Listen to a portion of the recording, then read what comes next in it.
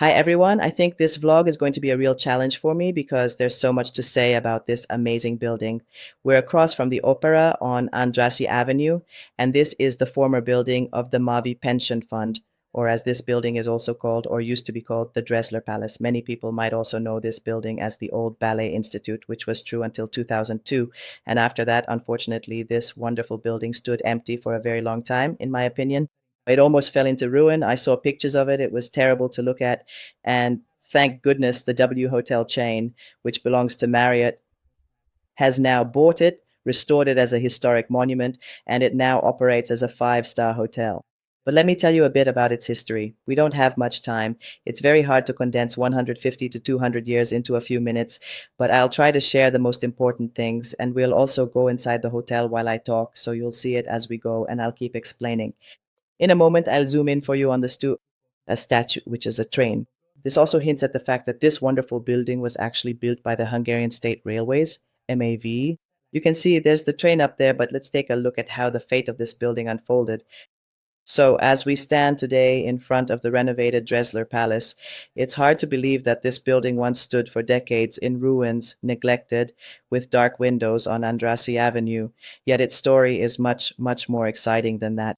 Andrassy Avenue itself has also undergone a major transformation because there it became one of the most elegant boulevards in Europe. In the mid 19th century, just imagine this was a marshy outskirt, actually outside the city walls with vineyards and swampy areas.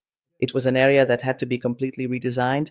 They filled it in, built a drainage system, and opened that famous boulevard, which we still know so well today. So there was this new area that they wanted to complete for the millennium, but somehow they needed to attract wealthy people here who at that time built their ever more beautiful palaces either in the castle or within the city itself. This was truly a new development, and I think they really laid the strongest foundation for it, since the opera house was erected on the newly established Andrássy Avenue, and this plot is located directly opposite the opera.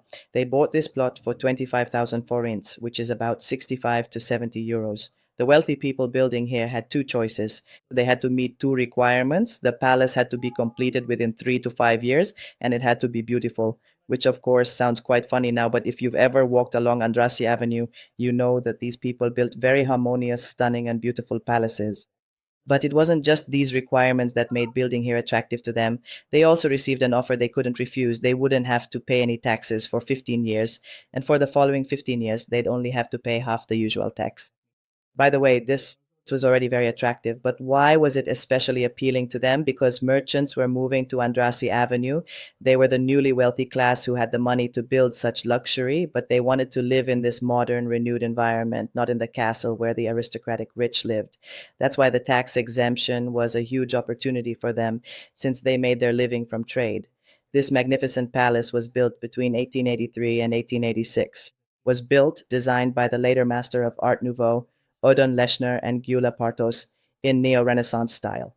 Its style is defined by French Renaissance and Neo-Renaissance influences, but already features those unique experimental architectural solutions that later became Lechner's trademark. And I hope you're enjoying these wonderful images where you can see what a magnificent work the W Hotel has recreated. Take a look at this fresco, the ceiling, you saw the staircase, you saw the lobby, it's incredible. All the carvings, they tried to restore everything to its original state. These stained glass windows, if you look at them, they tried to bring everything back to how it might have been when the building was in its original form. The palace's interiors were originally characterized by elegant, richly decorated corridors, wrought iron railings, stuccos, and high-ceilinged apartments. However, during the 20th century, some of these were damaged, were destroyed or transformed.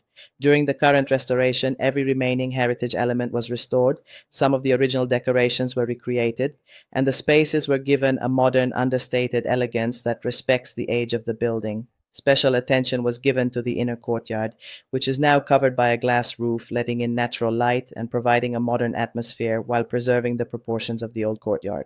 I think I already mentioned that this was the building of the Mavi Pension Fund. They were the ones who built it. They built this building.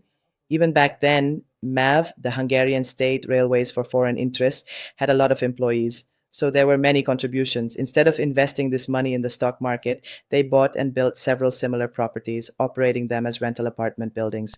Meanwhile, you can see that in the 1800s, the floor of this magnificent palace looked like this. And of course, the hotel had to redo it, but they preserved the traditions here as well. Now, returning to the topic of the rental building or rental apartments, this building housed rental apartments and offices for lease, and at the bottom, which I'll talk about a bit later, there's an incredibly famous cafe.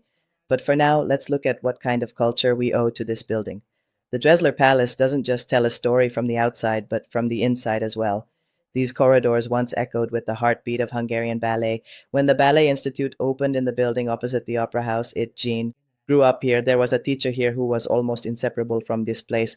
He was Imre Dózsa, a Kossuth Prize-winning dancer, a permanent member of the Hungarian State Opera House, and to everyone, the master.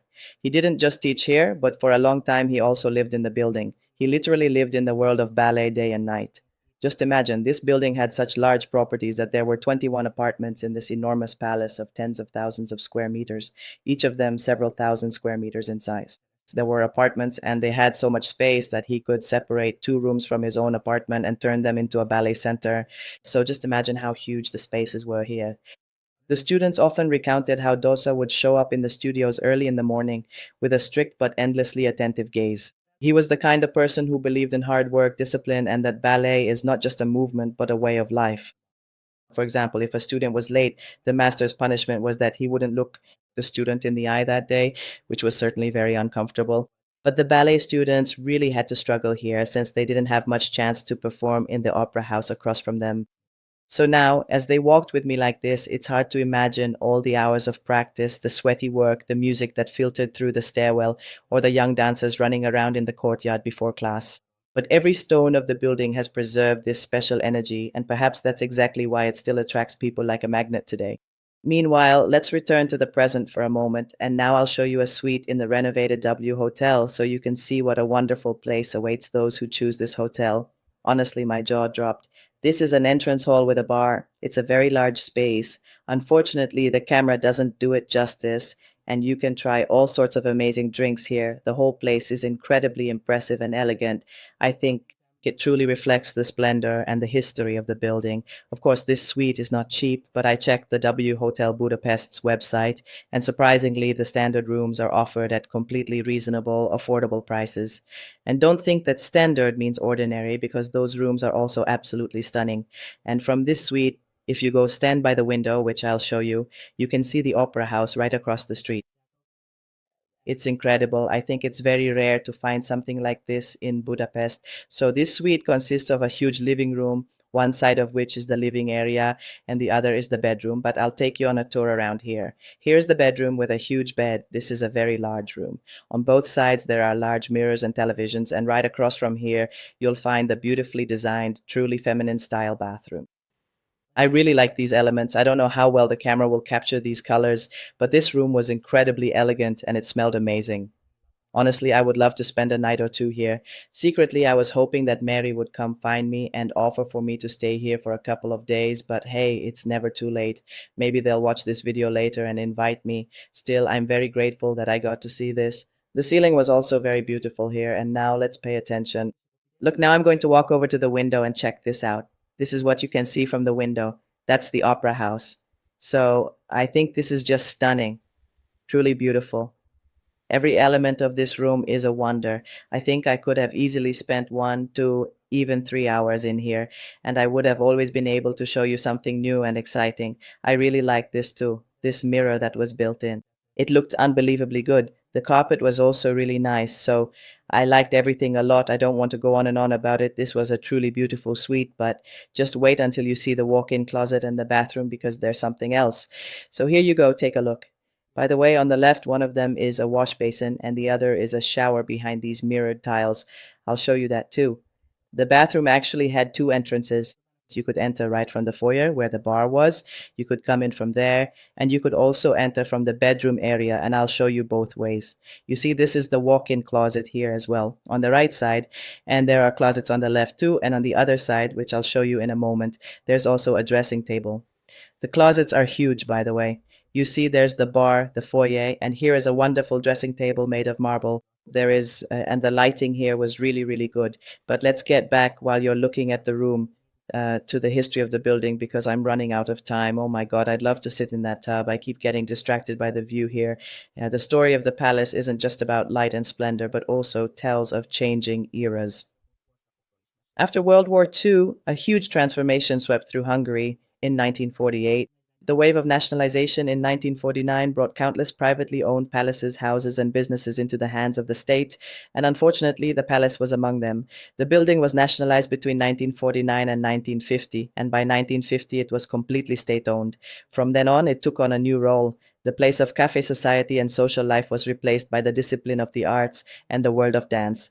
It was at this time that the state founded the Hungarian State Ballet Institute, which made its home here. This palace was designated as its home. The vast spaces were transformed, the rooms became rehearsal studios, and the grand bourgeois suites were fitted with mirrors and ballet bars. From that moment on, these walls began to write a new story, the story of Hungarian ballet. The tapping of ballet shoes and the endless hours of piano practice filled these spaces, which once welcomed elegant guests. Thus, one of the most beautiful pest palaces of the turn of the century became the cradle of an entire art form, and so began the era that, for generations, would define Hungarian art. One of the great turning points in the palace's history came in 2002, by which time the Hungarian State Ballet Institute had already operated here for more than half a century. Later, the dance academy and generations grew up within these halls, but the ravages of time did not spare this building either. By the 2000s, the palace could no longer meet the needs of the school. There were too few large, modern rehearsal rooms, and the historic walls could not withstand the constant strain, and the building itself was in increasingly poor condition. Its maintenance was expensive, and renovation would have required enormous sums. Interestingly, the building itself was constructed by the railway company, yet it was named after the owner who operated the café Dressler. The palace was completed at the end of the 19th century, and the famous Drechsler Café opened on the ground floor. The cafes of contemporary Budapest were legendary anyway, but this place was especially diverse. People didn't just drop in here for a coffee or a fresh, crisp newspaper.